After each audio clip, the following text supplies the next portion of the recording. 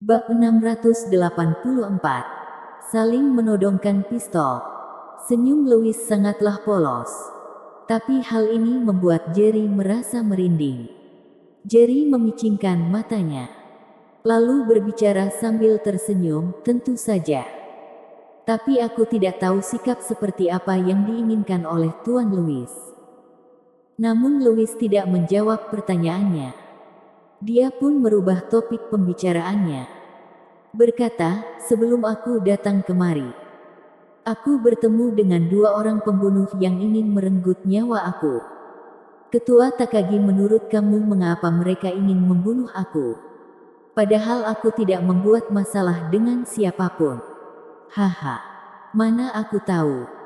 Mungkin Tuan Louis tidak sengaja menyinggung seseorang. Jerry berbicara dengan ekspresi wajah yang tidak berubah. Tapi mereka bilang kalau Ketua Takagi yang memerintahkan mereka dengan tujuan agar aku tidak datang ke pertarungan tinju bawah tanah ini. Louis berbicara dengan santai sambil melihat ke arah Jerry. Senyum palsu dari wajah Jerry sedikit membeku. Tapi dia segera menutupinya dan berbicara dengan aneh, ada hal seperti ini. Tuan Louis tidak mungkin percaya dengan omong kosong mereka, bukan? Louis tersenyum. Berkata, kamu tidak perlu peduli apakah aku percaya atau tidak. Yang penting adalah apakah kamu percaya. Matanya mulai menggelap. Dia kelihatannya sedang tersenyum. Tapi dia menatap Jerry dengan tatapan yang dingin. Ekspresi wajah Jerry langsung berubah. Lalu langsung berteriak, Tuan Louis, jangan percaya omong kosong mereka. Aku difitnah mereka. Meskipun dia mengatakan ini, tapi telapak tangannya sedikit ditarik ke arah saku belakang dan bersiap mengeluarkan pistol untuk berjaga-jaga. Louis sudah menjelaskannya beberapa detik. Lalu dia tiba-tiba tertawa dan berkata, Ketua Takagi, jangan terlalu tegang. Aku hanya bertanya saja. Kalau kamu bilang tidak, maka aku tidak mungkin memaksa Anda. Tapi Jerry tetap saja terlihat tegang dan terus waspada. Bagaimanapun orang di hadapannya adalah seorang pembela diri yang tidak boleh diremehnya. Jadi dia harus siap untuk melakukan perlawanan balik. Louis tidak mengatakan apapun. Dia hanya berjalan ke arah Shinichi.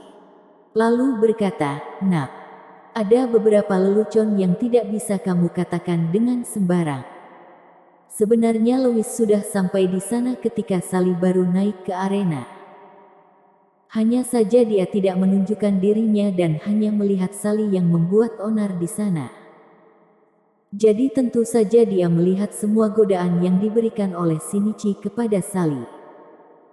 Yang membuat Louis kagum adalah Shinichi berani bercanda dengan menggunakan nama Raja Tianxia. Mungkin Shinichi mengira Raja Tianxia jauh di negara Long. Jadi dia tidak mungkin datang kemari untuk membuat perhitungan dengannya. Shinichi memperhatikan Louis dengan seksama.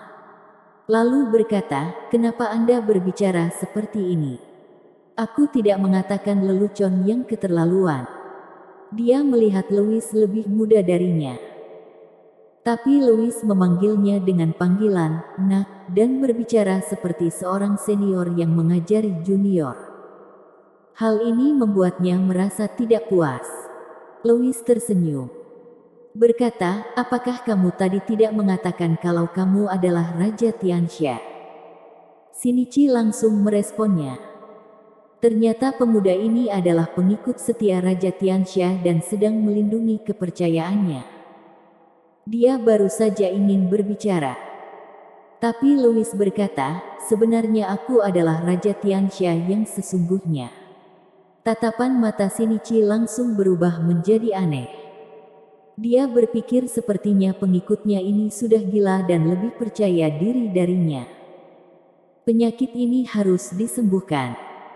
Anggota persatuan Yoshikawa yang ada di sekitar sana juga memperhatikan Louis dengan wajah yang aneh.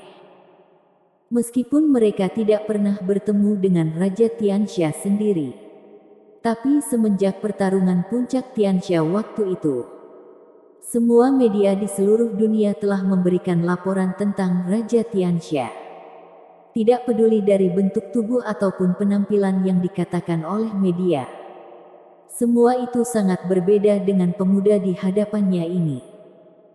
Yang membuat semua orang terdiam adalah jelas-jelas pemuda negara Long ini sebelumnya menyuruh Shinichi untuk tidak bercanda seperti ini. Tapi akhirnya dia sendiri yang masuk ke dalam candaan ini. Bukankah dia sedang dipermainkan? Rasanya juga aneh. Wanita negara Long yang terlihat cantik itu sebelumnya bilang dirinya adalah wanita Raja Tianxia. Sepertinya sepasang kekasih ini telah diracuni. Mereka pasti sering memainkan akting seperti ini di malam hari sehingga begitu terbawa perasaan. Louis tidak menghiraukan tatapan mata aneh dari semua orang. Tapi dia melirik Jerry sekilas dan berkata, "Ketua Takagi, tadi aku sudah membantu kamu memenangkan pertarungan ini. Jadi apa yang ingin kamu berikan padaku? Sebenarnya barang yang aku inginkan tidak banyak. Bagaimana kalau kamu menukarnya dengan nyawa anak kamu?" Setelah dia selesai bicara, keadaan di sana berubah menjadi hening.